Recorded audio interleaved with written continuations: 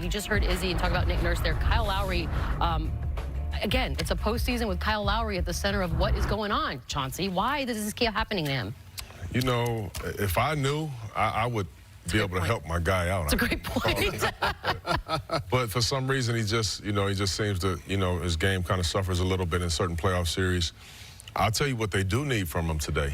They need him to be aggressive. Okay. They need him to be the all-star Kyle Lowry that we all know he could be. Here's something they need to do. Now, Philly's done a good job, but watch Jimmy Butler right here. Protecting Embiid, knowing that he doesn't move great side to side, but Kyle Lowry has to come off and no matter what, make plays like this, get other guys going, especially with Siakam possibly not playing. Now, this is usually a three-point shot for him, but sometimes you have to turn that shot down and you have to force your way to the basket. This is the aggressive Kyle Lowry that they're going to need today, and he's at home. There's reason for him to play well, but you look at the first round and second round. His assists are way down. His shot percentage, his field goal percentage, and three-point percentage are way down.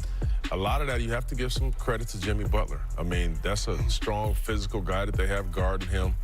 Tough to get a lot of shots up, especially if you're going to, really shoot a lot of shots in a game.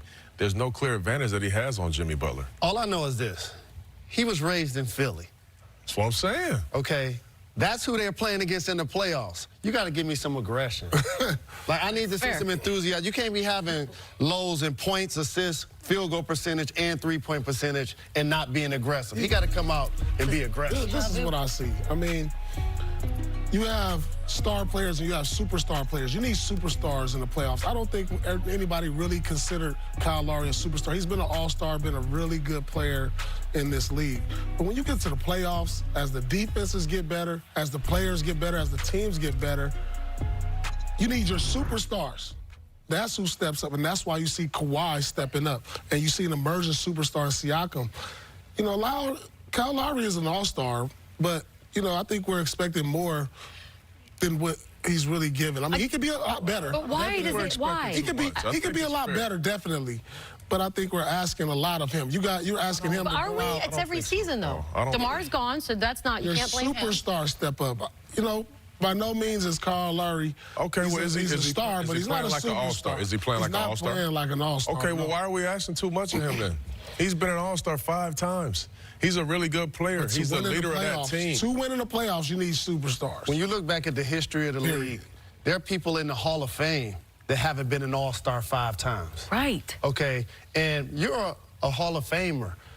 The other guy still got to come and ball. Pascal Siakam is upped his ante from the regular season. Kyle Lowry has been lower. He got to be more consistent.